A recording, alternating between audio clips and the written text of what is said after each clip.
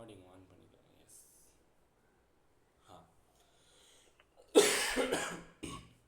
So எல்லாருக்கும் நமஸ்காரம். 111வது வாரம் இந்த வாரம். ஸோ அதில் வந்து 26ஆம் தேதி இன்னைக்கான தேதி. ஸோ இந்த 111வது வாரம் இன்னைக்கான அஜெண்டா நம்ம கணேச மந்திரத்தோட ஸ்டார்ட் பண்ணுவோம். ஒரு நிமிஷம், எல்லாரும் கொஞ்சம் மியூட் போட்டு விடுங்க. ஸோ தட் அந்த எக்கோ வந்து கட் ஆகிடும். எஸ். ஸோ இந்த வாரம் வந்து நம்ம கணேச மந்திரம், அந்த நார்மல் நம்ம கணேசருக்கான மந்திரத்தை பார்க்க போகிறோம். அது முடிச்சுட்டு வாரம் ஒரு குறள், அதில் குறளில் வந்து அடுத்த அதிகாரம் நடுவு நிலைமை அப்படின்ற அதிகாரத்தை பற்றி பார்க்க போகிறோம்.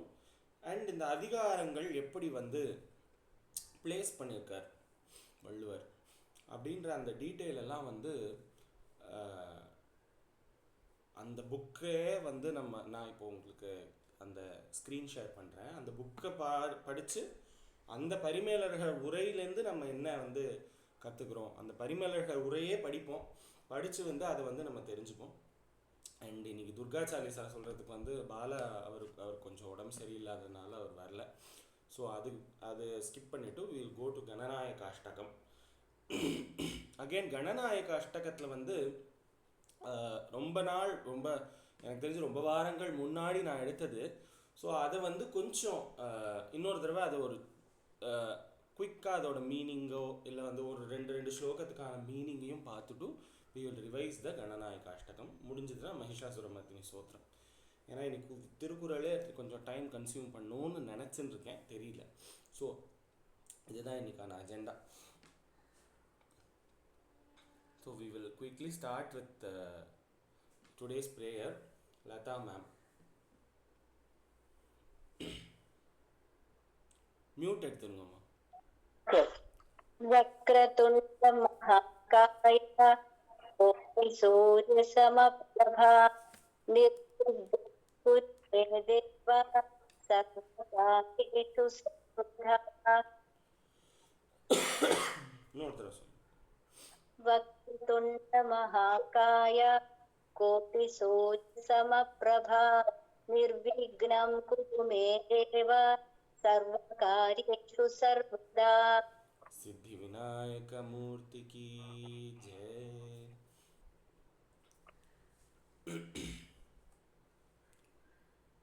இன்னைக்கு வாரம் ஒரு குறள். இந்த வாரம் ஒரு குறள்ல எஸ் நடுவு நிலைமை அப்படிங்கிற அதிகாரத்தை நம்ம பார்க்க போறோம். இந்த நடுவு நிலைமை அப்படின்ற அதிகாரத்தை பார்க்கறதுக்கு முன்னாடி இந்த திருக்குறளுக்கு வந்து ஒரு 10 பேர் உரை எழுதியிருக்கா. திருக்குறளுக்கு எத்தனை பேர்? 10 பேர் எழுதியிருக்கா உரை.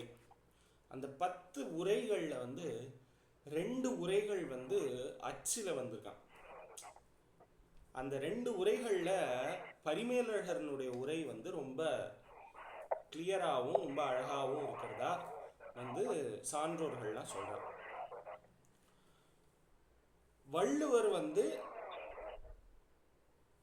ஆஸ் யூஷுவல் நம்மளுக்கு தெரியும், இந்த திருக்குறளை வந்து 3ஆக பிரிச்சிருக்காரு. என்னென்ன பால்? அறத்துப்பால், அப்புறம்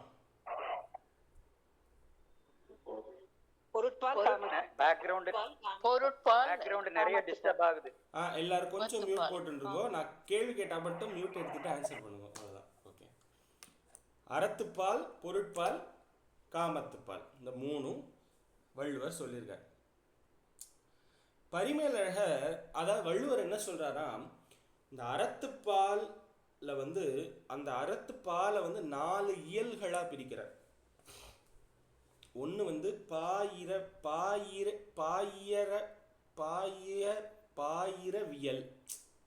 பாயிரம் அப்படின்னு சொல்லுவா இல்லையா.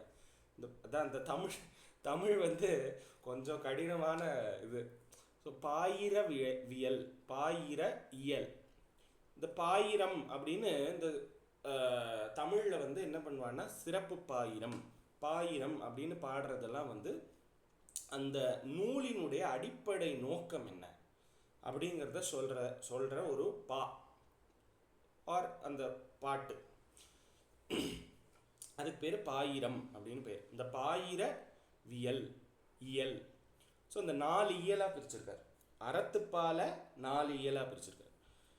ஒன்று பாயிரவியல், ரெண்டாவது இல்லறவியல், மூணாவது துறவரவியல், அப்புறம் ஊழியல் அப்படின்னு 4 இயல்களாக பிரிச்சிருக்கார். இப்போ இந்த அறத்துப்பாலில் தான் நம்ம இருக்கோம். இந்த அறத்துப்பாலினுடைய 12வது அதிகாரம் நடுவு நிலைமை. இந்த இயல்கள், அதாவது அறத்துப்பாலில் இயல்கள் எவ்வளோ அழகாக பிளேஸ் பண்ணியிருக்கார் வள்ளுவர் அப்படின்னு பார்த்தோம்னா, அதை உங்களுக்கு ஸ்க்ரீன்லேயே காமிக்கிறேன்.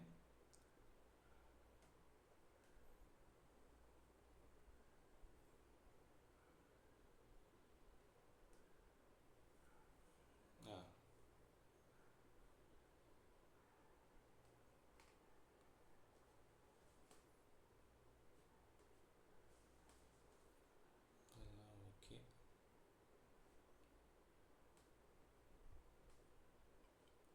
ஸோ இந்த பாயிரவியல் அப்படின்றதனுடைய அந்த இயலில் 4 அதிகாரங்களை பிளேஸ் பண்ணுறார் வள்ளுவர்.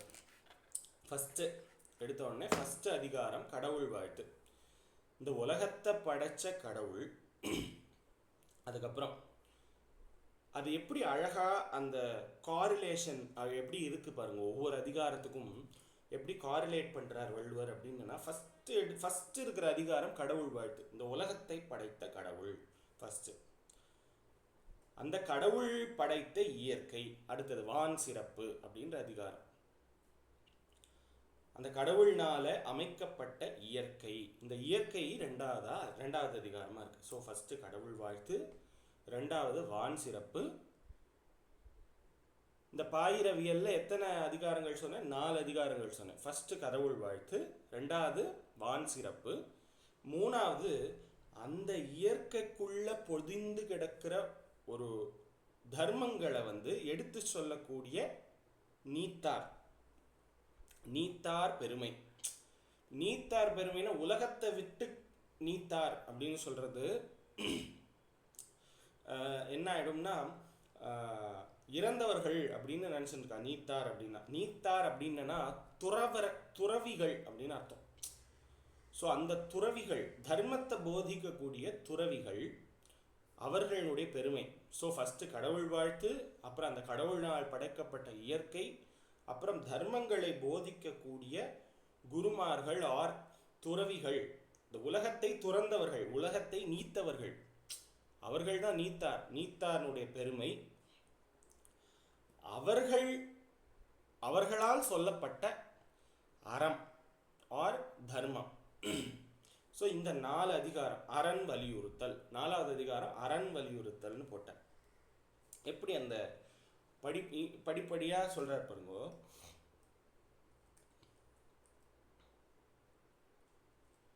என்ன இவ்வளோ ஸ்லோவாக இருக்கு?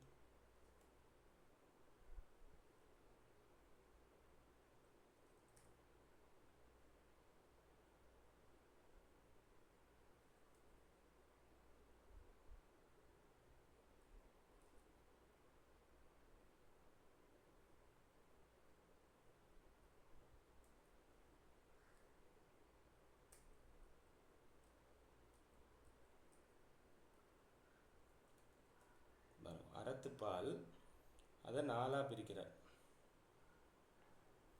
பாயிரம், இல்லறவியல், துறவரவியல், ஊழியல். ஸோ இப்போ அந்த பாயிரவியலில் முதல்ல கடவுள் படைத்த இயற்கை, அப்புறம் இயற்கை அந்த தர்மங்களை போதிக்கக்கூடிய பெரியவர்கள் ஆர் நீத்தார், அந்த அவர்களுடைய பெருமை.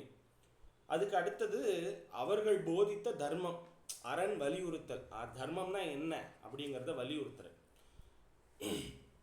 அந்த அறம் அப்படின்றது 2 விதமான அறங்கள் இருக்கான். ஒன்று இல்லறம், இன்னொன்று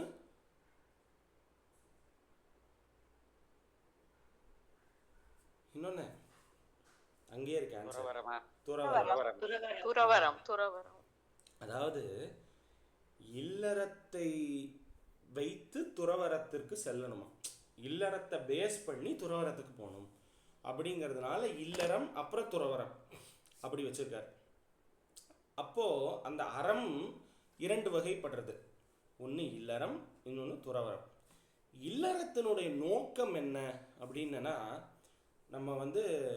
நம்ம திருக்குறள் ஸ்டார்ட் பண்ணது அன்புடைமை அதிகாரத்துலேருந்து இருக்குமா, ஸோ அந்த அதிகாரத்துலேருந்து ஸ்டார்ட் பண்ணிப்போம் நம்ம. அப்போது இல்லறத்தினுடைய நோக்கம் ஜென்ரலாக அன்பை விருத்தி பண்ணுறது. அது ஏன் அன்பு விருத்தியை பற்றி இல்லறத்தில் அவ்வளோ சிறப்பாக சொல்லியிருக்கு அப்படின்னா,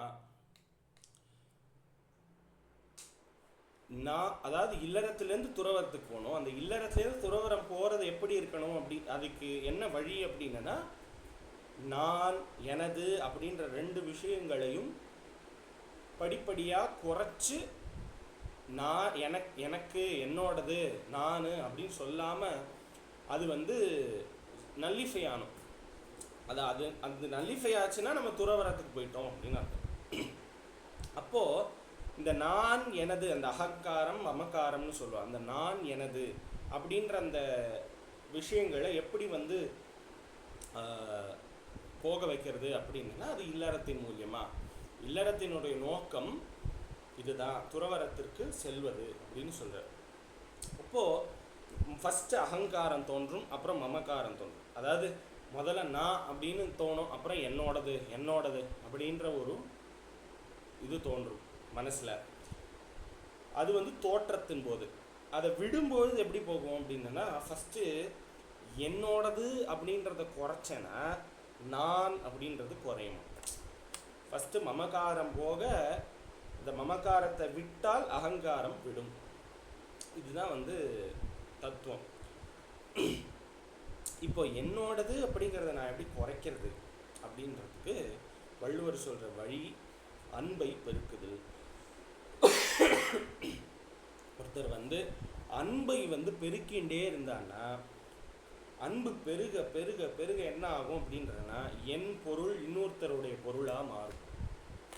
அப்போது அந்த எனது அப்படிங்கிற ஒரு விஷயத்தை துறக்கிறது ரொம்ப ஈஸியான வழியை வள்ளுவர் சொல்கிறார், அன்பை பெருக்கு. ஸோ அப்போ இல்லறம் அன்பை எப்படி பெருக்கணும்? இல்லறம் அப்படின்ற ஒரு விஷயத்தை வச்சு பெருக்கணும் அப்படின்னு வள்ளுவர் சொல்கிறார். இல்லறம் அப்படின்னு நம்ம ஜென்ரலாக சொன்னோம்னா, ஒரு 2 பேர் கூடி வாழ்ந்து காலந்தள்ளுறது அப்படிங்கிறது ஒரு இல்லறம் கிடையாது. ஏன்னா இல்லறம் அப்படின்னு சொல்லும் பொழுதே வள்ளுவர் என்ன சொல்கிறார், அறத்தை சொல்கிறார். இல் வாழ்க்கை அப்படின்னும் பொழுது இல் அறம்னு சொல்கிறார் அவர். இல்லறம் அப்படின்னு அதுக்கு ஒரு பேர் சொல்கிறார். அப்போது அது தர்மம். அறம்னா என்ன? தர்மம். அப்போ அறம் வளரணும் அப்படின்னா, தர்மம் வளர வேண்டும் அப்படின்னா அங்கே அன்பு வளரணும் அப்படின்னு வள்ளுவர் சொல்கிறார். அதனால கடவுள் வாழ்த்து, வான் சிறப்பு, அதுக்கப்புறம் நீத்தார் பெருமை, அரண் வலியுறுத்தல், இந்த 4 அதிகாரத்துக்கு அப்புறம் 5வது அதிகாரமாக இல் வாழ்க்கை அப்படின்ற அதிகாரத்தை வச்சார். ஃபஸ்ட்டு குறளே என்ன இருக்கும்னா, அன்பும் அரணும் உடைத்தாயின் இல் வாழ்க்கை பண்பும் பயனும் அது.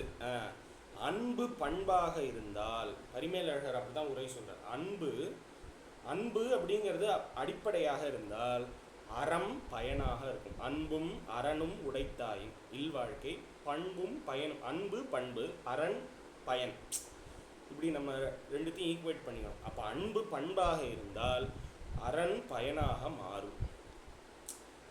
ஸோ நீ தர்மத்தை கடைப்பிடி, தர்மம் ரொம்ப பெருசு அப்படின்னு வள்ளுவர் சொல்லலை. தர்மத்தை எல்லாராலையும் கடைப்பிடிக்க முடியுமா அப்படின்னா அது அடுத்த கொஸ்டின் மார்க். ஏன்னா எது தர்மம்னே இப்போ யாருக்குமே தெரிய மாட்டேங்குது. ஸோ அப்படி இருக்கும் பொழுது அதுக்கான ஈஸி வழி என்ன? அன்பு அறம், அதாவது தர்மத்தை பின்பற்றுறது ஈஸியா, அன்பு செலுத்துறது ஈஸியா?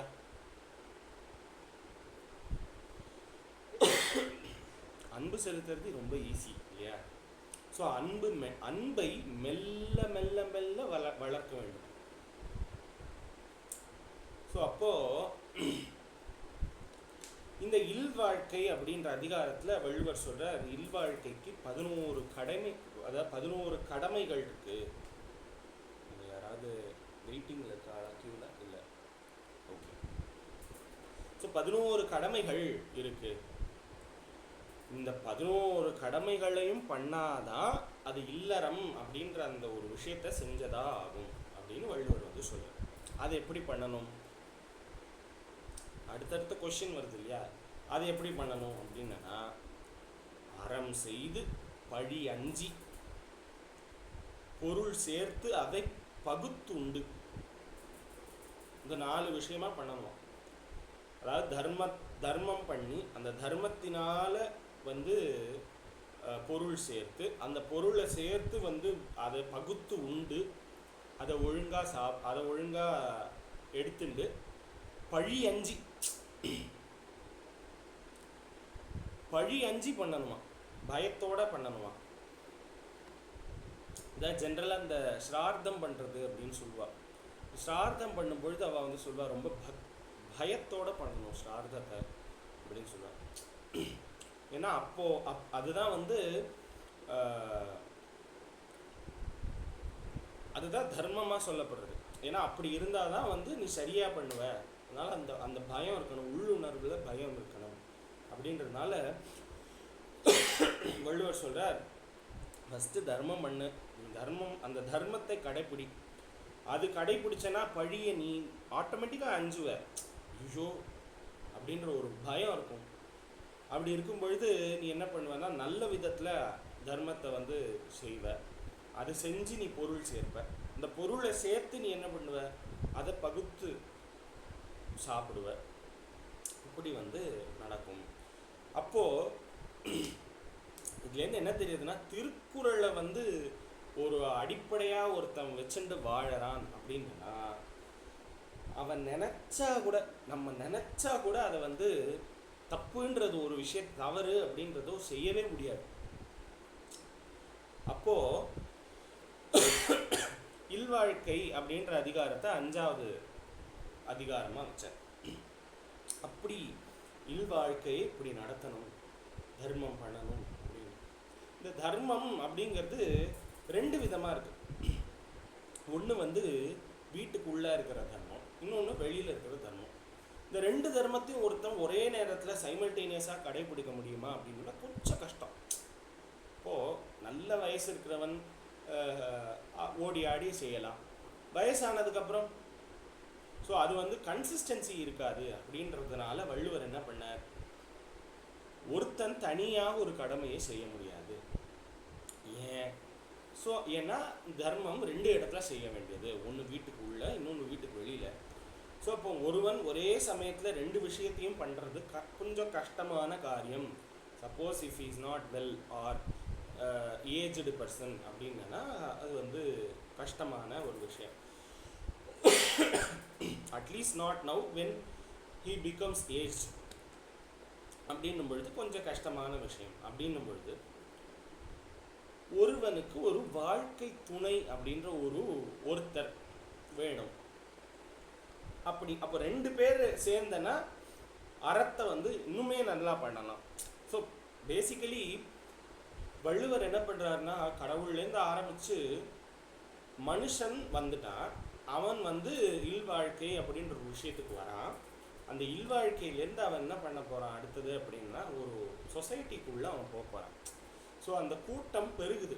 அந்த கூட்டம் எப்படி பெருக்கிறது அப்படின்னா, அவர் வந்து சொல்கிறார், இல்வாழ்க்கைக்குள்ளே நுழைஞ்சதுக்கப்புறம் தர்மத்தை பண்ணும்பொழுது இந்த தர்மம் அப்படின்றத வந்து ஒருத்தராக செய்ய முடியாது. ஸோ 2 பேர் செய்யணும். அந்த ஒருவனுக்கு ஒரு வாழ்க்கை துணை அப்படின்றது வேணும். அப்படின்றதுனால வாழ்க்கை துணை நலம் அப்படின்ற அதிகாரத்தை 6வது அதிகாரமாக வைக்கிறது. ஸோ ஃபஸ்ட்டு கடவுள் வாழ்த்து, அப்புறம் வாழ் சிறப்பு, அதுக்கப்புறம் நீத்தார் பெருமை. நீத்தார் பெருமை வந்து அவர்கள் வலியுறுத்தின தர்மம், அரண் வலியுறுத்தல். இந்த அறங்கள் 2 விதமாக பிரியறது. அதுவே இல்லறவியல், துறவரவியல். அந்த இல்லறவியல்ல இல்வாழ்க்கை அப்படின்ற ஒரு இல்வாழ்க்கைக்குள்ள ஒரு மனுஷன் நுழையிறான். அந்த இல்வாழ்க்கையினுடைய கடமைகளை பற்றி அவர் சொல்கிறார் இல்வாழ்க்கையில். அது முடிஞ்சதுக்கப்புறம் வாழ்க்கை துணை நலம் அப்படின்ற ஒரு விஷயத்தை பற்றி வள்ளுவர் சொல்கிறார். ஸோ வாழ்க்கை துணை, அந்த வாழ்க்கை துணை பெற்றதுக்கப்புறம் 2 பேரை சேர்ந்து தர்மங்களை நிலைநாட்டுறார். ஸோ அதுக்கப்புறம் 2 3 மாறுறது குழந்தைகள் அப்படின்றதுனால அதை தொடர்ந்து அடுத்த 7வது அதிகாரமாக என்ன பண்ணார், புதல்வர்களை பெறுதல் அப்படின்ற ஒரு அதிகாரத்தை வச்சார். குழந்தைகள். ஸோ அப்போது ஒரு கணவன், ஒரு மனைவி, ஒரு குழந்தை 3 பேரும் சேர்ந்து தர்ம காரியங்களை பண்ணணும். அந்த இல்வாழ்க்கையினுடைய சிறப்பை செய்ய வேண்டும். நான் அஃப்கோர்ஸ் ஒரு அப்பா அம்மா 2 பேருக்கும் வயசாகிடுச்சுன்னா அந்த தர்மத்தை எடுத்துன்னு போகிறதுக்கு ஒரு சந்ததி வேணும். அப்படின்றதுனால அந்த புதல்வர்களை பெறுதல் அப்படின்ற அதிகாரத்தை வந்து சொல்கிறது. இது உண்டு. அதாவது ஒரு குருவுக்கு சிஷ்யர்கள் எல்லாம் புதல்வர்கள் தான். அந்த மாதிரி இருக்கும் பொழுது இந்த தர்மத்தை நெக்ஸ்ட் ஜென்ரேஷனுக்கு கொண்டு போகணுன்றதுனால 7வது அதிகாரத்தில் புதல்வர்களை பெறுதல்னு வச்சார். இப்போ இந்த 3 பேரும் இருக்கா, கணவன், மனைவி, குழந்தை இருக்கா. அவங்க 3 பேரும் ஒன்று கூடுறதுனால என்ன வந்து கிடைக்கிறது அப்படின்னா 8வது அதிகாரமாக அன்புடைமையை வச்சார். அப்போ இவா 3 பேரும் சேர்ந்தா அந்த இடத்துல என்ன ஆறுது, அன்பு பரிச்சயம் ஆறுது. அன்பு அப்படிங்கிறது உள்ள வருது. ஸோ 3 பேருக்குள்ள அன்பு வருது. ஸோ ஒரு பொருளை ஒரு இடத்துல நிரம்பிடுத்துனா அந்த இடம் நிரம்பினது போதாதுன்னு வெளியில் அது வழியும். எங்கள் அம்மாலாம் லஞ்ச் பாக்ஸில் டிஃபன் லஞ்ச் வைக்கணும் அப்படின்னா டப்பா நிறையா வைப்பா. எங்கள் அம்மா அந்த மூடி வரைக்கும் வச்சிருவா. ஸோ அந்த மாதிரி ஒரு டப்பாவில் நம்ம ஏதோ ஒன்று ஃபில் பண்ணுறோம் அப்படின்னா அந்த டப்பா ஃபில் பண்ணதுக்கு மேலே என்ன ஆகும், அதை விட ஜாஸ்தியான குவான்டிட்டி போட்டால் என்ன ஆகும், அது வெளியில் வழியும், கசியும் இல்லையா. அப்படி அந்த அன்பு மிகுதி இவங்க 3 பேருக்குள்ளே இருக்கும் பொழுது அது வந்து ஜாஸ்தியாகி இது வெளியில் கசிய ஆரம்பிக்கிறது. அதான் விருந்தோம்பல். அந்த அன்பை நம்ம அடுத்தவர்களுக்கும் கொடுக்குறோம் விருந்தோம்பல் அப்படின்ற ஒரு செயல்னால. அப்போ அந்த அன்பு இந்த 3 பேருக்குள்ளேயும் இல்லாமல் அடுத்த சமூகத்தை நோக்கி அது கசியறது. அடுத்தது நெக்ஸ்ட் இதுக்கு போகிறது. அப்போ விருந்தோம்பல் அப்படின்ற அதிகாரத்தை 9வது அதிகாரமாச்சு. ஸோ கடவுள் வாழ்த்து, வான் சிறப்பு, நீத்தார் பெருமை, அரண் வலியுறுத்தல், இந்த தர்மம் அதான் அரண் வலியுறுத்தல். அதுக்கப்புறம் இல்வாழ்க்கை அப்படின்ற ஒரு விஷயம், அந்த இல்வாழ்க்கையினுடைய வாழ்க்கை துணை, அதுக்கப்புறம் புதல்வர்களை பெறுதல், அப்புறம் அன்புடைமை. இந்த அன்புடைமை முடிஞ்சதுக்கப்புறம் விருந்தோம்பல், அந்த அன்பை பகிர்தல். விருந்தோம்பல் இஸ் நத்திங் பட் அன்பை பகிர்தல். நான் இன்னும் ஒரு பகைவனை கூப்பிட்டு நான் சாப்பாடு போடுவேன், அதுக்கும் வந்து வள்ளுவர் சொல்கிறார் அடுத்தடுத்த குறளில். ஸோ அப்போது அன்பு நிறைந்த சமூகத்தை அதை நோக்கி நம்ம வந்து நகரணும் அப்படின்ற ஒரு விஷயத்தினால விருந்தோம்பல் அப்படின்ற ஒரு அதிகாரம் வரும்போது தான் இந்த 3 பேர் ஒரு நியூக்ளியராக இருக்கிறவா வந்து ஒரு அட்டாமிக்காக மாறுறா. அப்போ வந்து என்ன ஆகுது அப்படின்னா சொசைட்டிக்குள்ளே அந்த 3 பேரும் வரா. விருந்தோம்பல்லேருந்து சொசைட்டி ஸ்டார்ட் ஆகுது. அப்போது இந்த சமூக வாழ்க்கைக்கான விஷயங்களை பற்றி வள்ளுவர் சொல்கிறார் விருந்தோம்பல்ல. இப்போ சமூகத்தில் சில பண்புகள் இருந்தால் தான் நீ வந்து சமூக மனிதனாக இருக்க முடியும் அப்படின்னு சொல்கிறார். இப்போ அந்த பண்புகள் என்னென்ன அப்படின்னா அடுத்த அதிகாரமாக இனியவை கூறல் அப்படின்ற அதிகாரத்தை வைக்கிறார். நல்லதை பேசணும், நல்ல விதமாக பேச வேண்டும் அப்படின்றத வலியுறுத்துகிற மாதிரி இனியவை கூறல் அப்படின்ற அதிகாரத்தை வள்ளுவர் வந்து 10வது அதிகாரமாக வைக்கிறார். ஸோ ஃபஸ்ட்டு கடவுள் வாழ்த்து, வான் சிறப்பு, நீத்தார் பெருமை, அரண் வலியுறுத்தல், இல்வாழ்க்கை, வாழ்க்கை துணை நலம், புதல்வர்களை பெறுதல், அதுக்கப்புறம் வந்து விருந்தோம்பல், அன்புடைமை, விருந்தோம்பல், இனியவை கூறல். 10 அதிகாரம் முடிஞ்சிச்சு. ஸோ இல்வாழ்க்கையிலேருந்து இல்லறவியல் ஸ்டார்ட் ஆகிடுது. பாயிரவியலில் இந்த 4 அதிகாரங்கள், அதுக்கப்புறம் இருக்கிற 6-7 அதிகாரங்கள், அது இன்னும் நிறையாவே அதிகாரங்கள் உண்டு. ஸோ அந்த அதிகாரங்களில் இல்லறவியலில் வந்து இதை சொல்கிறார். அப்போது அப்படிப்பட்ட சமூகத்தில் சில பண்புகளுடைய மனிதன், அந்த பண்புகள் இருந்தால் தான் நீ வந்து சமூகத்தினுடைய மனிதனாக இருக்க முடியும். அப்படின்றதுனால அப்படிப்பட்ட ஒரு பண்பு இனியவை கூறல். இனியவை, நல்ல நல்ல விஷயங்களே பேச வேண்டும் அப்படின்றது எல்லாமே பேச்சிலேருந்து தானே ஆரம்பிக்கும். ஸோ ஒரு சொசைட்டின்றது போயிட்டோம்னா நம்ம பேசுறது பழகிறது, பேசி பழகிறது அப்படின்னு தான் சொல்லுவோம், பழகி பேசுறதுன்னு சொல்ல மாட்டாங்க. ஸோ அதனால் ஃபஸ்ட்டு பேசுகிற இதுலேருந்து ஆரம்பிக்கிறார். ஸோ இனியவை கூறல் அப்படின்ற பண்பை சொல்கிறார். அதுக்கப்புறம் இனியவை கூறியாச்சு. எனக்கு நெட்டு கொஞ்சம் ஸ்லோவாக இருக்குன்னு நினைக்கிறேன், ஒரே நிமிஷம். எல்லாருக்கும் தெரியறதா?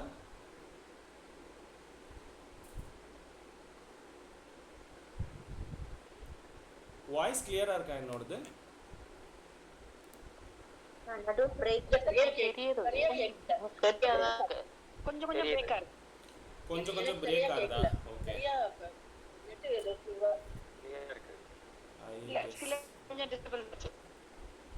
கொஞ்சம் டிஸ்டர்பன்ஸ் இருக்கோ?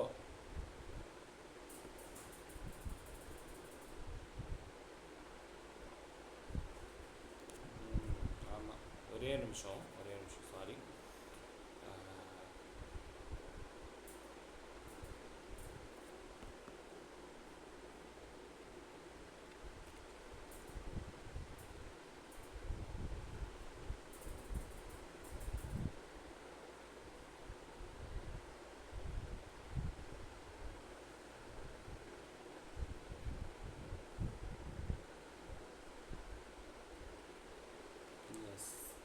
இப்போ கிளியரா இருக்கா?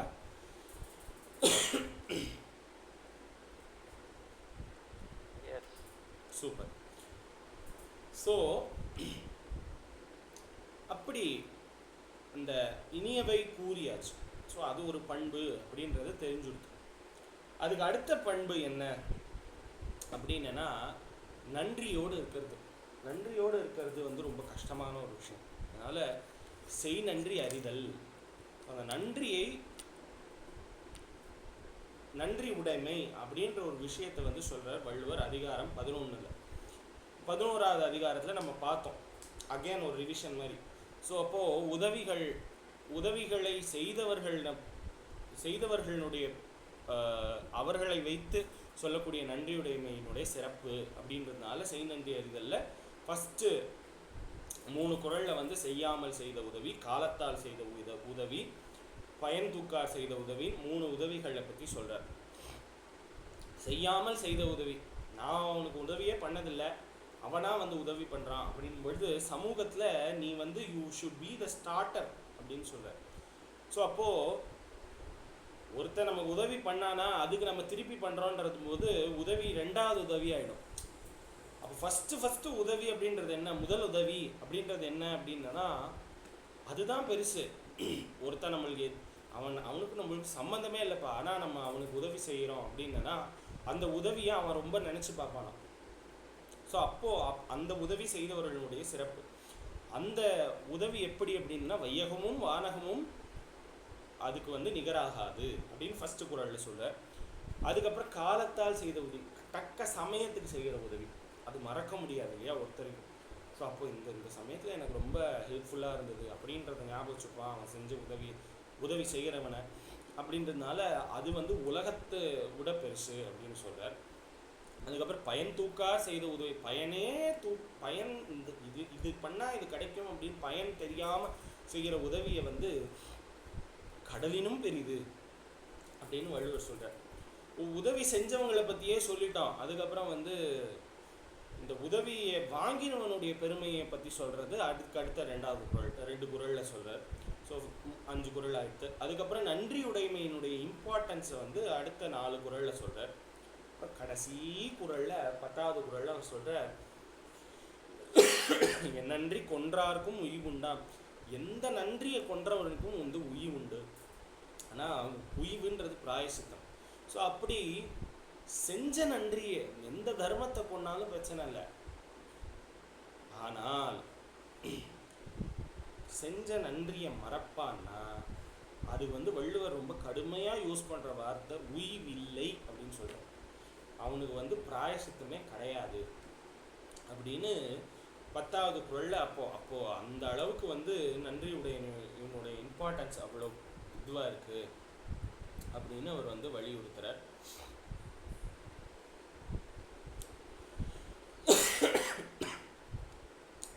ஸோ அதுக்கப்புறம் இதுக்கு அடுத்த அதிகாரம் தான் இந்த நடுவு நிலைமை அப்படின்ற அதிகாரம்.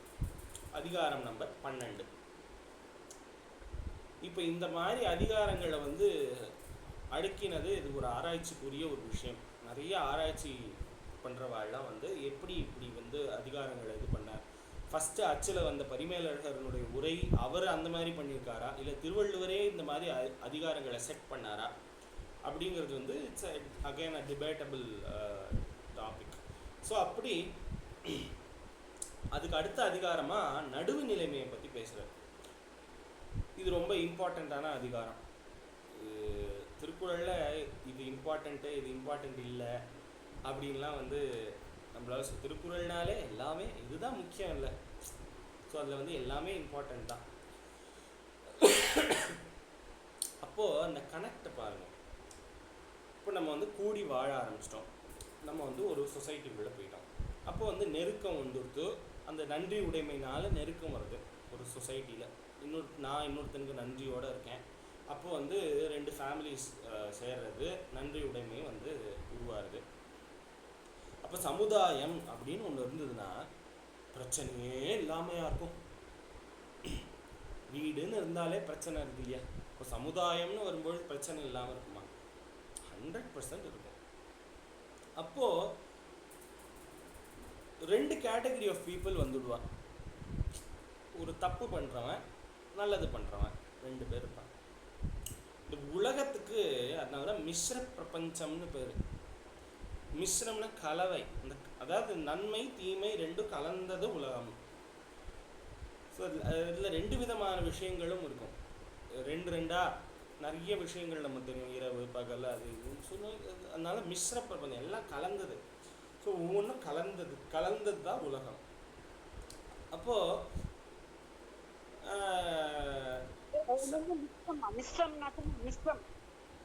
மிஸ்ரம்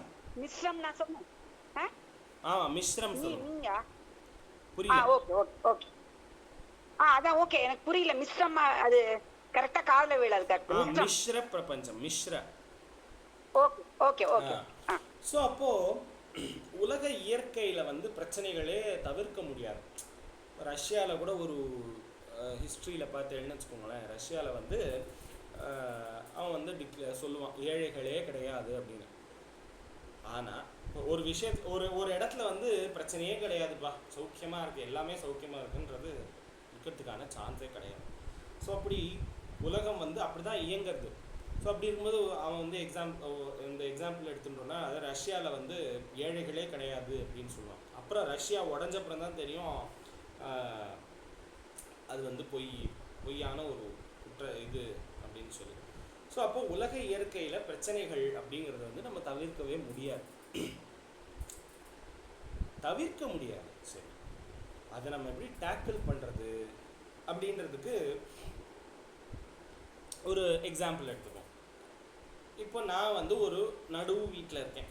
எனக்கு இந்த பக்கம் ஒரு வீடு இருக்குது, இந்த பக்கம் ஒரு வீடு இருக்குதுன்னு வச்சுக்கோங்க. எனக்கும் இவருக்கும் பிரச்சனை இல்லை. ஆனால் இவங்க 2 பேருக்கும் பிரச்சனை. இப்போ என்கிட்ட வந்து சார் நீங்கள் சொல்லுங்கள் சார் அப்படின்னு ஒருத்தர் வரார். 2 பேரும் வரா. அப்படின்னு இருக்கும்பொழுது ஒருத்தன், அதாவது தப்பு பண்ணவனா இருந்தாலும் சரி, அவன் வந்து என்ன பண்ணுவான் அப்படின்னா அடுத்தவன் பேரில் இருக்கிற குற்றத்தை தான் வந்து சொல்லுவான். அது மனசினுடைய இயல்பு. இப்போது நம்மளோட மனசு வந்து எப்படி இருக்கும் அப்படின்னா, நம்மளோட மனசு வந்து வக்கீல் மாதிரி இருக்குமா நம்மளுக்கு. அதாவது மோஸ்ட் ஆஃப் த டைம்ஸ் நம்மளுடைய மனசு நம்மளுக்கு வக்கீலாக மாறிடுமா. அப்போது அது என்னுடைய தப்பு, என்னுடைய பிழைகளை வந்து அது வந்து ஜஸ்டிஃபை பண்ணும் இல்லையா. அது வந்து அதை சரி பண்ணுறதுக்கான விதத்தில் தான் பேசும்.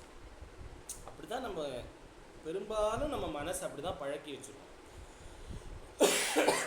அப்படி இல்லாமல் மனசு வந்து ஒரு ஜட்ஜ் மாதிரி இருக்கணுமா. ஒரு மனசு அந்த ஜட்ஜ்மெண்டலாக இருக்கணும். மனசு வந்து நீதிபதி மாதிரி இருக்கணுமா. அப்படி இருந்தால் தான் எது நல்லது எது தர்மம் அப்படின்றத வந்து மனசு சொல்லும். அப்போது இந்த 2 பேரும் எக்ஸாம்பிளுக்கு போய்க்குவோம். நம்ம 2 பேரும் இந்த ரெண்டு சைடு வீட்டுக்காராலும் வந்திருக்கா பிரச்சனைக்கு. ஸோ இதுக்கு முன்னாடி தான் வள்ளுவர் வந்து நன்றி உடைமை, செய் நன்றி அறிதலை பற்றி சொல்லியிருக்கார். அதுக்கப்புறம் வந்து ஏன் இந்த நடுவு நிலைமையை சொல்கிறார் அப்படின்னா, செய் நன்றி அறிதல்ன்றது தனிப்பட்ட வாழ்க்கையினுடைய தொடர்புடைய விஷயம். அவன் எனக்கு நன்றி, நான் அவனுக்கு நன்றியோடு இருக்கேன்னா அது வேற. அதுக்கப்புறம் நடுவு நிலைமை கொண்டு வந்து வைக்கிற. ஏன்னா சமூக வாழ்க்கையில் நீ செஞ்ச நன்றியை பார்த்துட்டே வந்து வாழ முடியாது. என்ன சார் ரொம்ப கான்ட்ரடிக்டிங்காக இருக்குது. இது எனக்குமே அப்படி தான் இருந்தது படிக்கும்போது. ஸோ திரும்பி அந்த எக்ஸாம்பிளுக்கு போவோம். இந்த 2 பேரும் இருக்கா. அந்த 2 பேரில் ஒருத்தன் எனக்கு 1 லட்ச ரூபா கடனாக கொடுத்துருக்கான், ஏதோ ஒரு விதத்தில் ஏதோ ஹெல்ப் பண்ணியிருக்கான். இன்னொருத்தன் ஒரு 25,000 ரூபா பண்ணியிருக்கான்னு வச்சுக்கோங்க. சும்மா ஒரு எக்ஸாம்பிள். ஏதோ ஒரு உதவி அதெல்லாம் திரும்பி கொடுத்தாச்சு. ஆனால் வந்து அந்த உதவியை செஞ்சுருக்கிற குவான்டிஃபை பண்ணுறதுக்காக நான் சும்மா ஒரு அமௌண்ட்டு சொன்னேன். அப்படி இருக்கிற 2 பேருக்குள்ள பகை. இப்போ நான் என்ன பண்ணணும்? இல்லை வள்ளுவர் வந்து செய் நன்றி அறிதல் சொல்லியிருக்கார். இவங்க 2 பேர் செஞ்ச நன்றியில் வந்து இவன் பண்ணது வந்து 1 லட்ச ரூபா அவன் வந்து ஏதோ ஒரு கஷ்டமான நிலையில் கொடுத்துருக்கான், அதை நான் திரும்பி கொடுத்துட்டேன். ஆனால் இவனோட குவான்டிட்டி வந்து ஜாஸ்தி, இவன் 25,000 ரூபா தான், அதனால நான் இவனுக்காக பேசணும் அப்படின்னு நீ நினச்சேன்னா அதை விட முட்டாள்தனம் வேறு எதுவுமே கிடையாது. அப்படிங்கிறதுனால தான் நடுவு நிலைமையை அடுத்த அதிகாரத்தில். அப்போது இவங்க 2 பேருக்குள்ளே இருக்கிற ஒரு பகை அப்படிங்கிறது தப்பான ஒரு அடிப்படையினால் செய் நன்றி அறிதல்ன்ற ஒரு அடிப்படை இருக்கணும். ஆனால் அது உன்னுடைய தனிப்பட்ட விஷயமா இருக்கணும். அதை வந்து சமுதாயத்தில் வந்து திணிச்சா அப்போ வந்து லா அண்ட் ஆர்டர் வந்து பாதிக்கும். ஸோ அப்போ வந்து அவர் என்ன சொல்கிறார் திருவள்ளுவர் அப்படின்னா, 2 பேருக்கு இருக்கிற பகை வந்து 3 பேருக்கு பகையாக மாறிடும். ஸோ அப்படி இருக்கும் பொழுது you cannot judge are you cannot take a decision based on செய் நன்றி அறிதல். அப்போ நீ எப்படி டிசைட் பண்ணணும் சொசைட்டியில் அப்படின்னா நடுவு நிலைமை அப்படின்ற ஒரு விஷயத்தினால. ஸோ அதனால தான் அந்த காலத்துலலாம் ஊர் பெரியவங்க அந்த வீட்டில் வந்து வீட்டு பெரியவங்க அவங்க சொன்னால் வந்து அதை கேட்குறதுக்கு இருப்பாள். ஸோ அப்போது இந்த செய் நன்றி அறிதல் அப்படின்ற ஒரு அதிகாரத்துக்கு அப்புறம் இந்த நடுவு நிலைமையை அவர் வந்து வைக்கிறார். அப்போது இந்த தலைமை பொறுப்பில் இருக்கிறவங்க வந்து சரியாக ஆட்சி பண்ணான்னா அறத்திலிருந்து வழுவாமல், அதுதான் ரொம்ப முக்கியம். சரியாக ஆட்சி பண்ணுறது அப்படிங்கிறது என்ன அப்படின்னா தர்மத்திலிருந்து இப்படி டீவியேட் ஆகாமல் பண்ணுற தலைமை இருந்ததுன்னா அந்த இடத்துல வந்து நடுவு நிலைமை வந்து ஓங்கி இருக்கும். ஸோ அப்போ வந்து அதாவது எது நியாயமோ எது தர்மமோ அது வந்து செய்யப்படும். அதுதான் நடுவுநிலை. அதனால்தான் வள்ளுவர் வந்து செஞ்ச நன்றியே நீ நினச்சிட்டு இருக்காத, அது உன்னுடைய தனிப்பட்ட விஷயம். அதுக்கப்புறம் சொசைட்டின்னு வந்து கொடுத்தனா அந்த இடத்துல நீ வந்து உன்னுடைய நடுவு நிலைமை அப்படின்ற ஒரு விஷயத்தை நீ வந்து சொல்லி தான் ஆகணும். அப்படின்றதுனால செய் நன்றி அறிதலுக்கு அப்புறம் நடுவு நிலைமையை வைக்கிற. இவ்வளோ தூரம் பேசினதெல்லாம் வந்து இன்ட்ரடக்ஷன் தான் நடுவு நிலைமைக்கு. இப்போ இந்த நடுவு நிலைமையினுடைய அந்த அதிகாரத்துக்கு போவோம். இந்த இடத்துல பரிமேலழகர் உரை சொன்னாதான் அது வந்து சோபிக்கும்.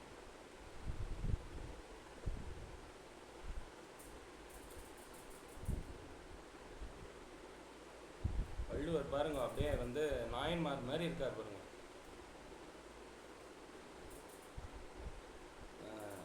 ஸோ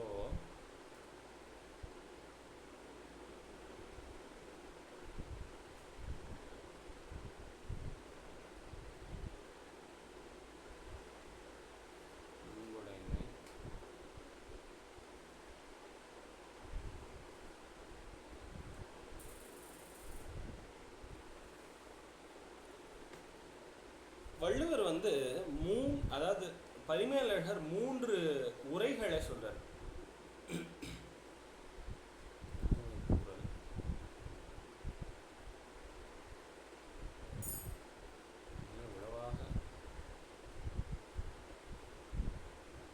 நீங்க என்ன ஒரே தமிழ் கிளாஸா இருக்குன்னு நினைச்சிடாதீங்க. பிரமாதமா இருக்கு பாலா. ஏன்னா இந்த பேசிஸ் எல்லாம் புரிஞ்சாதான் நம்ம வந்து இதுக்குன்னே தனி கிளாஸ் வைக்கணும் போல இருக்கு. திருக்குறளுக்குன்னு ஒரு தனி கிளாஸ் வைக்கணும் போல இருக்கு. இதுல கட்டுப்படி ஆகாது போல, டைம் கட்டுப்படி ஆகாது போல இருக்கு. பிரமாதமா இருக்கு.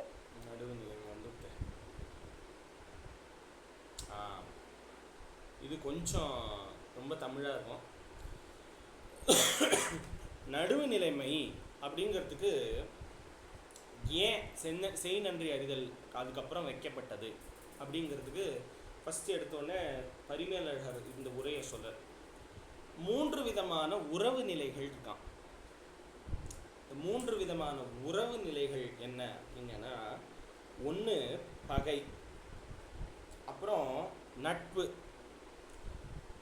இது மூணாவது வந்து ரெண்டு கட்டம். அதாவது நட்பும் இல்லை பகையும் இல்லை. அதுக்கு பேர் நொதுமல்னு பேர். பகை, நட்பு, நொதுமல், இந்த 3 பகுதியின் அந்த மூணு விஷயங்களும்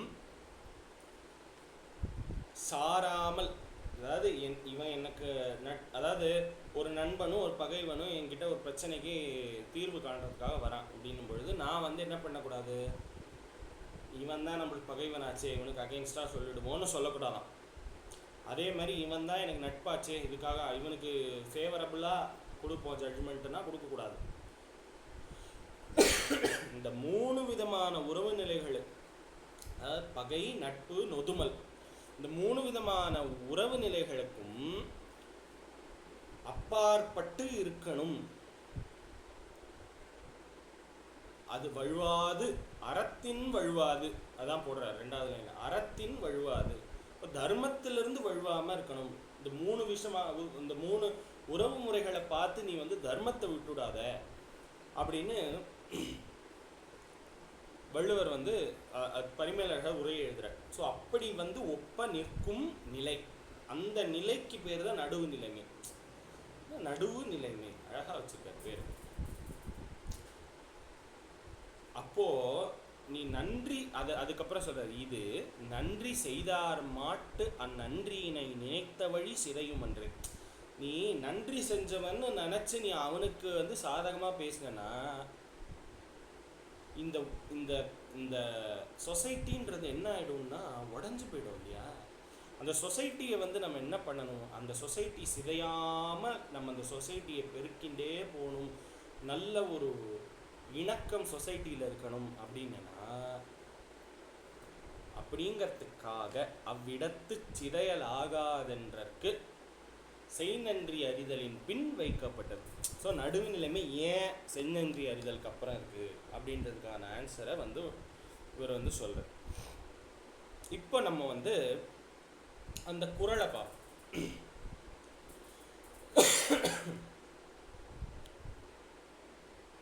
இங்கிலீஷ் படிக்கிற வாழ இருக்கேன், அதனால இது போட்டுடலாம். இப்போ அந்த குறள் மேம், தகுதி என ஒன்று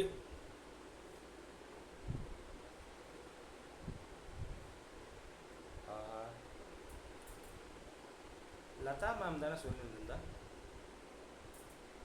ஓகே ஓகே. தகுதி என ஒன்று தகுதி என ஒன்று நன்றே. நன்றே. பகுதியான் பகுதியான் பார்ப்பட்டு ஒழுகப் பெறின். பார்ப்பட்டு ஒழுகப் பெறின். தகுதி என ஒன்று நன்றே. தகுதி என ஒன்று நன்றே. பகுதியான் பார்ப்பட்டு ஒழுகப் பெறின். பகுதியார் பார்ப்பட்டு ஒழுகப் பெறின். இது ஒரு 2 தடவை சொல்லு. தகுதி என ஒன்று நன்றே. தகுதி என ஒன்று நன்றே. பகுதியார் பார்ப்பட்டு ஒழுகப். இங்க மோஸ்ட்லி எல்லாருக்கும் தமிழ் தெரியும்னு நினைக்கிறேன். ஸோ அதனால எஸ், சூப்பர். ஸோ இந்த திருக்குறளுக்கு 2 விதமான உரைகள். அதாவது ஒன்று வந்து அறத்தை பேஸ் பண்ணி இந்த மாதிரி அந்த திருக்குறளில் என்ன தர்மம் சொல்லப்பட்டிருக்கு அப்படின்றத மீனிங், அது ஒரு மீனிங். 2வது இன்டெப்த்தாக தமிழில், அதாவது இப்போ ரொம்ப தமிழ் ஆர்வலர்கள்லாம் இருப்பா இல்லையா, அவள் வந்து கொஷின் ரைஸ் பண்ணுவா. அந்த கொஷினுக்கு ஆன்சர் பண்ணுற ஒரு பார்ட் வந்து அடுத்த பார்ட் இந்த கீழே இருக்கும்.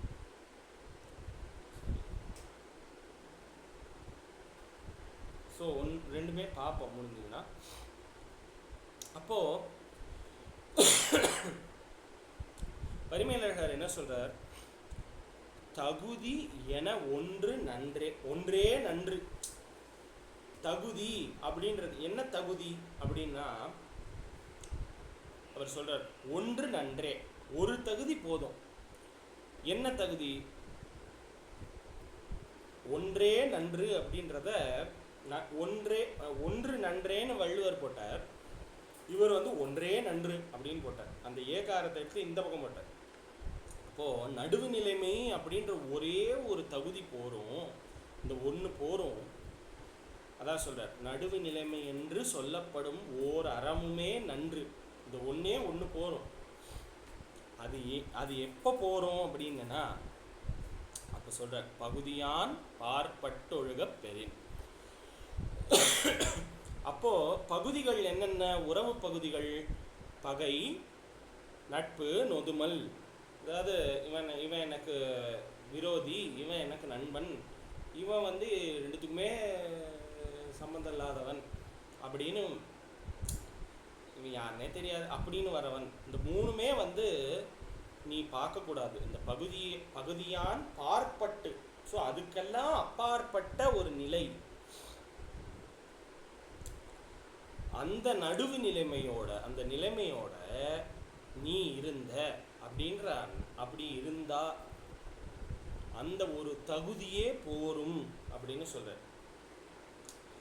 அப்போ இந்த இடத்துல என்ன சொல்றார் வள்ளுவர் அப்படின்னா, அந்த ஃபர்ஸ்ட் குறளினுடைய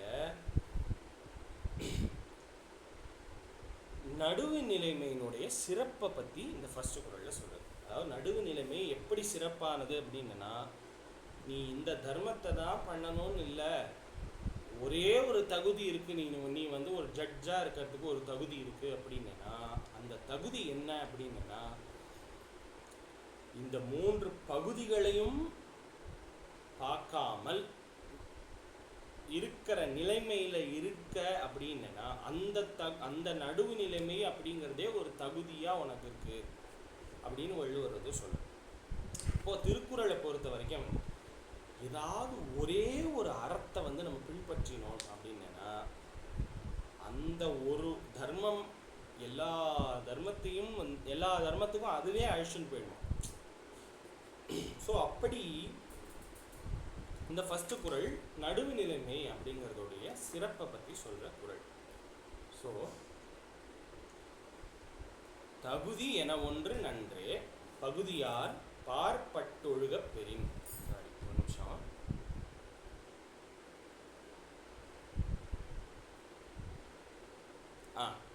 இது ஒரு 2 தடவை சொல்லுங்க. தகுதி என ஒன்று நன்றே,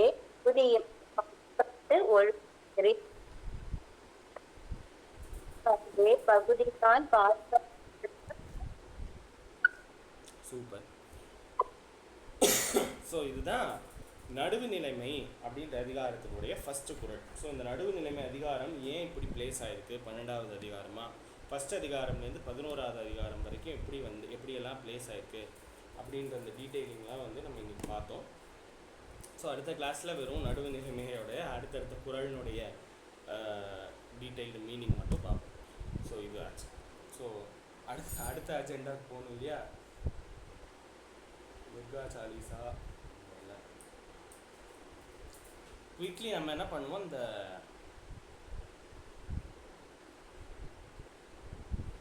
கணநாயக அஷ்டகத்தை revise and wind up the class. So அடுத்தது சொல்ல வேண்டியது அப்படியே ஆர்டரில் போயிடுவோம். நிறைமதி மேம்.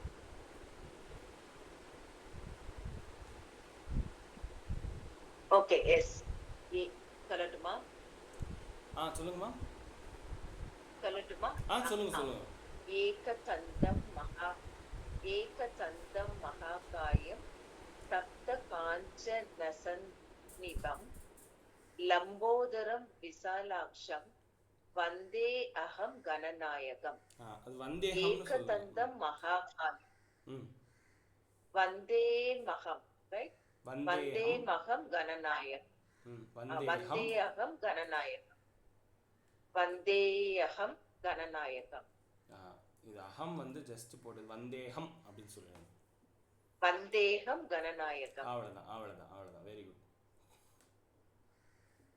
திரும்பி இன்னொரு தடவை. ஏகதந்தம் மகாகாயம் தப்த காஞ்சனசன்னிபம் லம்போதரம் விசாலாட்சம் தப்த காஞ்சன சன்னிபம் சூப்பர் லம்போதரம் விசாலாட்சம் வந்தேகம் கணநாயகம். சூப்பர். ஸோ ஏகதந்தம் ஒரு சைடு தந்தம் இல்லை அவருக்கு, ஒரு தந்தத்தை உடைச்சு தான் மகாபாரதம் எழுதினார். அதனால் ஏகதந்தம் ஒரு தந்தம் உடையவர். மகா காயம் பெரிய உடம்பு, காயம்னா உடம்பு, காயமே இது பொய்யடா அதே தான். ஸோ அதனால் காயம் அப்படின்றது உடம்பு. இந்த மகா காயம்னா பெரிய உடம்பை வச்சுருக்கவர். தப்த காஞ்சன சன்னிபம். ஸோ அப்படி இருக்கக்கூடிய தப்த காஞ்சன சன்னிபம்க்கு மீனிங் நான் பார்த்து சொல்கிறேன். அப்போ அவர் நல்ல ஒரு தேஜஸனுடைய ஸ்வரூபமாக இருக்கிறார். தப்த காஞ்சன சன்னிபம். லம்போதரம் பெரிய வயர உடையவர், உதரம்னா வயர. விஷாலாட்சம் விஷாலமான கண்களை உடையவர். அதாவது யானைக்கு கண் ரொம்ப சின்னதாக இருக்குமா, ஆனால் அதனுடைய பார்வை ரொம்ப கூர்மையாக இருக்கக்கூடிய ஒரு பார்வை. ஸோ அப்படி விஷாலாட்சம். வந்தேகம் கணநாயகம். வந்தே அகம், அகம்னா நான், இந்த கணநாயகனை நான் வந்தனம் செய்கிறேன், வணங்குகிறேன் அப்படின்னு சொல்கிறார். வந்தேகம். இந்த வந்தேகம்ன்றது ஒரே வார்த்தையாக இருக்கிறதுனால வந்தே அகம்னு பிரிக்கிறோம். ஸோ அது வந்தேகம் கணநாயகம். அடுத்த ஸ்லோகம்.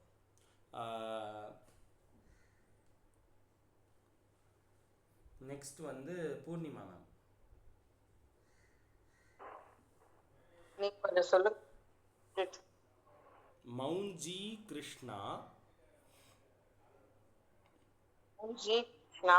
அஜினதரம். அஜினகரம். மௌஞ்சி கிருஷ்ணாஜினதரம். கிருஷ்ணாஜினதரம். நாக யஜ்ஞோபவீதினம்.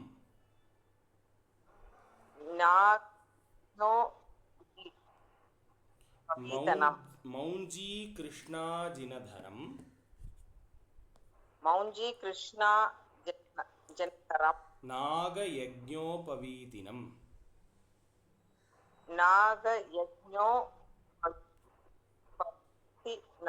பவீதினம் உபவீதினம்.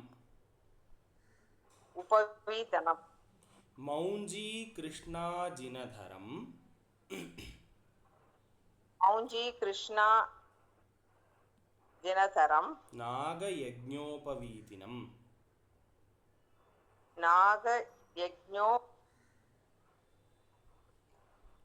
நாகயஜ்ஞோபவீதினம்.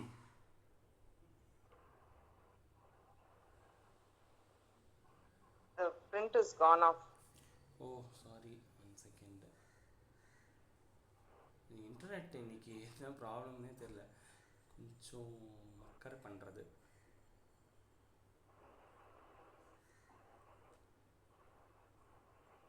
இப்போ வந்துட்டா எனக்கு எங்களுக்கெல்லாம் இருக்கே. அப்படியா? எனக்கும் இருக்கு, அதுதான் பார்த்தேன் நான். மௌஞ்சி கிருஷ்ணா ஜினதரம் மௌஞ்சி கிருஷ்ணா ஜனதரம் நாக யஜ்ஞோபவீதினம் நாக யஜ்ஞோபவீத் பாலேந்து பாலேந்து விலசன் மௌலிம் லசன் மௌலிம் வந்தேகம் கணநாயகம். வந்தேகம் நகரம். இதில் வந்து 2 விதமான பாடபேதங்கள் இருக்குது. ஒன்று வந்து பாலேந்து விலசன் மௌலிம்னு ஒன்று இருக்குது, இன்னொன்று வந்து பாலேந்து சுகலா மௌலிம்னு இருக்குது. அதாவது சந்திரன் வந்து கலைகள் 16 கலைகள் உடையவன். ஸோ அதனால் அவனை வந்து தலையில் வச்சுருக்கார் அப்படின்ற ஒரு விதமான இது. பாலேந்து விலசன் மௌலிம், அது வந்து பிரகாசமான சந்திரனை வந்து தலையில் வச்சுருக்கார். அதை வச்சுன்றதுனால அவர் ரொம்ப தேஜஸோடு இருக்கார் அப்படின்றனால 2 விதமான மீனிங்கும் இருக்குது. பாலேந்து விலசன் மௌலிம் வந்தேகம் கணநாயகம். எஸ். ஸோ அடுத்த ஸ்லோகம்.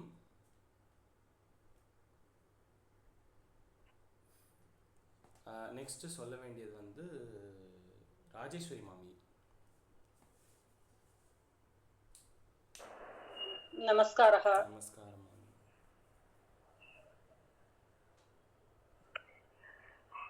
अंबिका हृदयानन्दं मातृभिः परिपालितं भक्तप्रियं महोन्मत्तं वन्देऽहं गणनायकम्.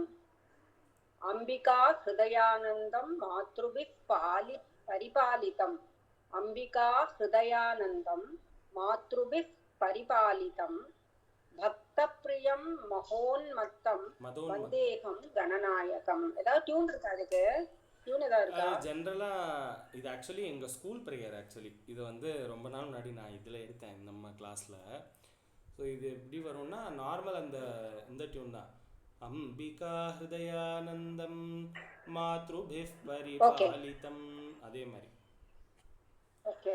अंबिका हृदयानन्दं मातृभिः परिपालितं भक्तप्रियं महोन्मत्तं वन्देऽहं गणनायकम्.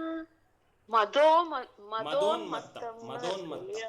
மதோன்மத்தம் தான். சாரி க்ஷம்யதாம். भक्तप्रियं मदोन्मत्तं वन्दे भक्तप्रियं मदोन्मत्तं वन्देऽहं गणनायकम्. இன்னொரு தடவை படிச்சிடுறேன். अंबिका हृदयानन्दं मातृभिः परिपालितं भक्तप्रियं मदोन्मत्तं वन्देऽहं गणनायकम्. இதுலேயும் 2 பாடபேதங்கள். மாத்ருபிஃப் பரிபாலிதம்னு ஒன்று இருக்குது, பரிவேஷ்டிதம்னு ஒன்று இருக்குது. அதனால் தமிழில் பரிவேஷ்டிதம்னு கொடுத்துருக்கோம். இன்னொன்று வந்து பரிபாலிதம் அப்படின்னு ஒரு மீனிங் இருக்குது. பரிவேஷ்டிதம்னா அது ஓகே. அதாவது வந்து அம்மாவினால காக்கப்படுறவர் அப்படின்னு இருக்குமா பொருள்? அம்மா பரிமாறி சாப்பிடுறதா? பரிவேஷ்டிதம்னா அதானே, பரிவேஷண காரியம் தானே? ஆமாம், அதாவது ஆமாம், கரெக்டு. அம்பிகா ஹிருதயானந்தம் அம்பாளினுடைய மனசை வந்து சந்தோஷப்படுத்துகிறவர், அம்பாள்னால வந்து காக்கப்படுறவர். பரிபாலித்தம்னா காக்கப்படுறவர், பரிவேஷ்டித்தம்னா இது சாப்பிட்றவர். எஸ். அடுத்த ஸ்லோகம் ராமச்சந்திரன் சார். இன்னைக்கு 4 ஸ்லோகம் பார்ப்போம், அதோட வில் வைண்ட் அப். இங்கே மாற்றிட்டேன், இங்கே ஓகே மாறிட்டு. ராமச்சந்திரன் சார் இன்னைக்கு இப்போ அடுத்தது நீங்க கொஞ்சம் சொல்லி தரணுமே. சித்திரரத்ன விசித்ராங்கம். சித்திரரத்ன விசித்ராங்கம் சித்திரமாலா விபூஷிதம் சூப்பர். சித்திரரூபதரம் தேவம் வந்தேகம் கணநாயகம். சித்திரரத்ன சூப்பர். முதல்ல கொஞ்சம் கண்ணுக்கு தெரியல.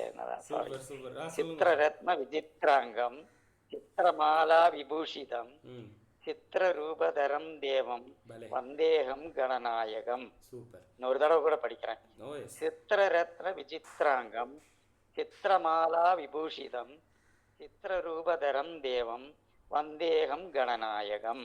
சித்திரன்னா காமன்னு அர்த்தம். ஸோ அதனால சித்திர ரூபதரம் தேவம்க்கு 2 விதமான அர்த்தங்கள், அதாவது 2 பாடபேதங்களாக. ஒன்று வந்து சித்திர ரூபதரம் தேவம், இன்னொன்று காம ரூபதரம் தேவம். இந்த 2மே இருக்கு. அது ஆனால் எல்லாமே சித்திரான்னு இருக்கிறதுனால சித்திர ரூபதரமே அழகா இருக்கு. ஸோ அதனால அதையே நம்ம வச்சுக்கலாம். சித்திரன்னா என்ன மீனிங் சொன்ன? காம. ஓகே. சித்திரன் அப்படின்னா வந்து அதாவது அழகான, சொல்லுவா இல்லையா, அழகுக்கு சித்திரம் சொல்லு. அழகு அதான் அழகு. ஓகே. ஸோ சித்தி விநாயக மூர்த்திக்கு ஜெய். ஜெய். இன்னைக்கு complete with Murugan anthem. So வந்து இது யார் சொல்லணும்? அடுத்தது மகாலிங்கம் சார். நமஸ்காரம். சிவகுஹ குமர பராசல பதியே சீரலை வாயுரை நாதா செந்தூர் செந்தலி பழனாபுரி வாழ் திருவேகரம் உரை கந்தா தங்கதி நிகர் தனி காச்சலம் வந்தாய் செம்பழ முதிர்வன எந்தாய் தவமருளாராதாரா தவ முனிவர் பணி வீரா दादा करुण सुबोधा जय जय शंकर बालक मणिये तारक मंत्र विनोदा शिवमे शिवमे शिवमे सरवण भव शिवमे வெற்றிவேல் வேல் முருகனுக்கு முருகனுக்கு அரோகரா. அரஹரோஹரா. வீரவேல் முருகனுக்கு அரஹரோஹரா. ஆதிபராசக்தி மாதா கி ஜெய். जय ஆஞ்சநேய சுவாமி கி ஜெய். जय